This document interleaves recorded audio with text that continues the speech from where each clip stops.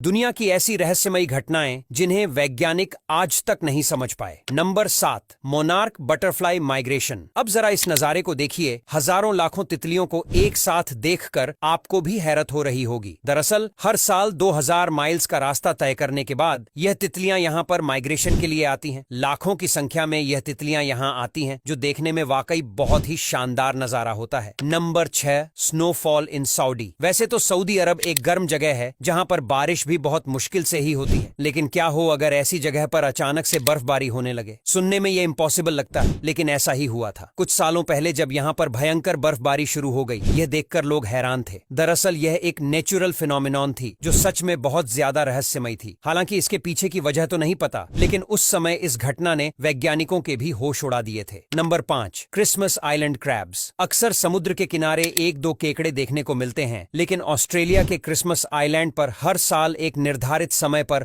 लाखों की संख्या में लाल केकड़े दिखाई देने लगते हैं, जो समुद्र की ओर आते हैं और अंडे देते हैं।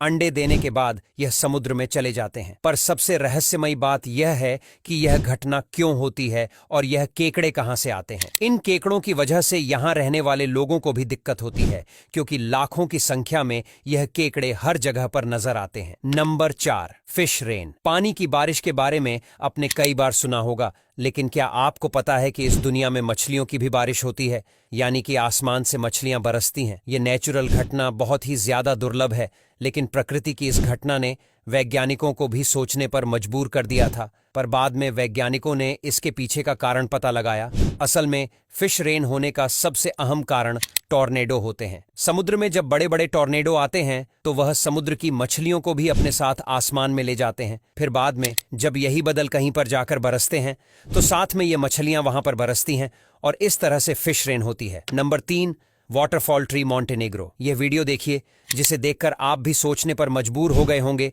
कि आखिर एक पेड़ से झरना कैसे बह सकता है। पर हम आपको बता दें कि इसके पीछे जो कारण है वह बहुत ही ज्यादा सिंपल है। वैसे तो ऐसा दुनिया भर की कई जगहों पर देखा जाता है कि पेड़ में ही वाटरफॉल बहने लगता है, और ऐसा ज्यादातर बारिश के दिनों में होता है। इसके पीछे के कारण की बात करें तो जब बारिश होती है तो जमीन में पानी का लेवल बहुत ज्यादा बढ़ जाता है, और कहीं कहीं पर यह पानी का लेवल इतना ज्यादा बढ़ जाता है कि पानी ऊपर की ओर प्रेशर करने लगता है, और तब जाकर यह नेचुरल फिनोमिनन जन्म लेती है। जब पानी ऊपर की ओर प्रेशर करता है तो यह इन पेड़ों से होते हुए ऊपर आता है और पेड़ के खोखले हिस्से से बाहर निकलने लगता है, जिससे ऐसा प्रतीत होता है कि इस पेड़ से झरना बह रहा है। Number 2, ringing rocks. पेंसिल्वेनिया के पहाड़ों पर कुछ इस तरह के रहस्यमयी पत्थर मौजूद है जिनके बारे में किसी को कोई जानकारी नहीं है। ये पत्थर यहाँ कैसे आए और इनको यहाँ कौन लाया, कोई नहीं जानता। पर इन पत्थरों की खास बात वैज्ञानिकों को भी हैरान कर देती है। इन पत्थरों पर चोट मारने पर इनसे किसी म्यूजिकल इंस्ट्रूमेंट की तरह आवाज आती है, यानी कि इन पत्थरों की मदद से म्यूजिक भी बनाया जा सकता है, जिसे अभी आप सुन सकते हैं।